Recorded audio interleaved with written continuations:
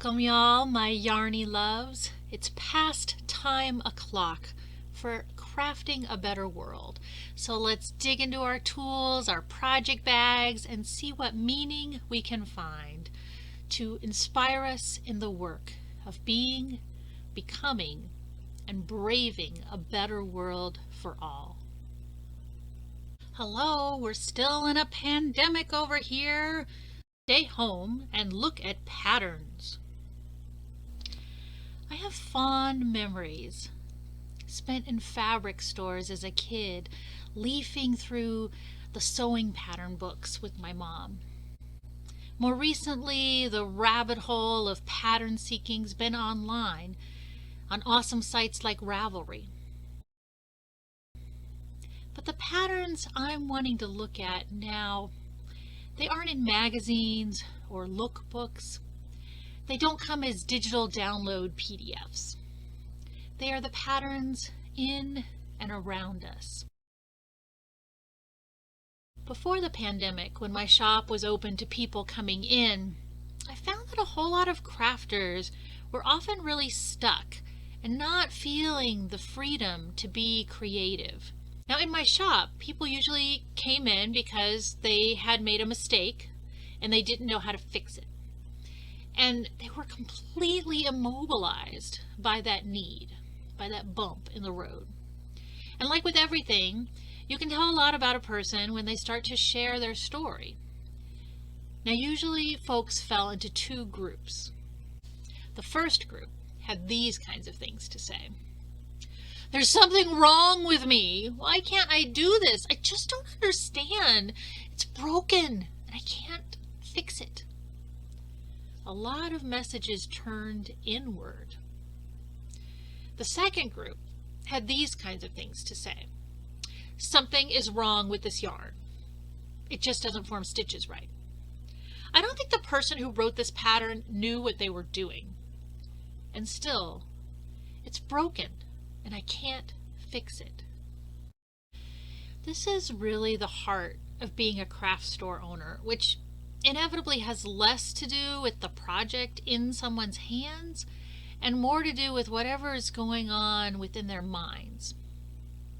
We all have yarns, stories that we tell ourselves, and they often follow these narratives of these two crafters.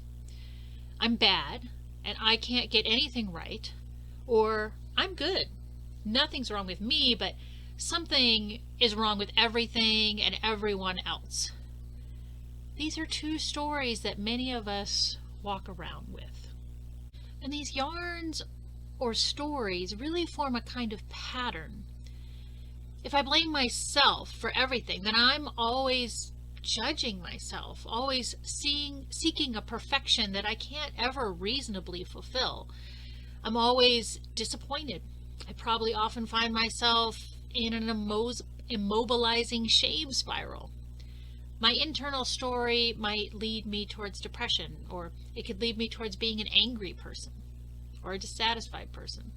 Certainly my story doesn't make me happy.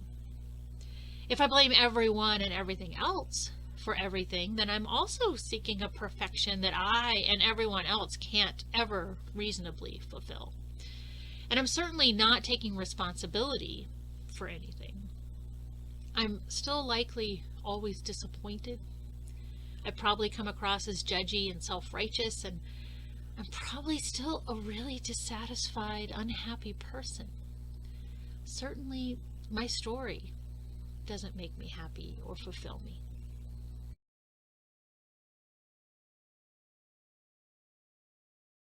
These crafters may have been following instructions or patterns in their projects, but the patterns that were actually feeding their inability to deal with the snags that they encountered were not on the page, but inside themselves.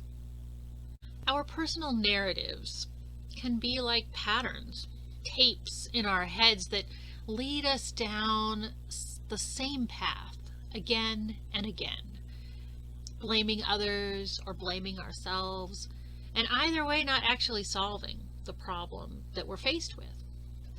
The advice I tend to give to crafters is pretty adaptable to other life situations. First, let go of assuming that you made a mistake or that someone else did. Just let go of all the blah associated with mistakes altogether, and instead get into the mindset of a detective. Retrace your steps, lean into curiosity, do some research, ask questions. Second, check in with others you trust, who might have more experience or a different perspective. And third, once you've gleaned more wisdom and perspective, then hopefully you have a better sense of what you're really dealing with, and you can make a more informed decision about what you need to do next. It's easy to get stuck in repetitive patterns that can be deeply harmful to ourselves and others. These patterns form the stories that we tell about ourselves, for good or bad. But we can change our story. We can knit our story together with others. We can see how the patterns repeat, how they may need to be unraveled or rewoven together in new ways. We can craft a better world when we take the time to see the patterns that are harmful and work together to design something new.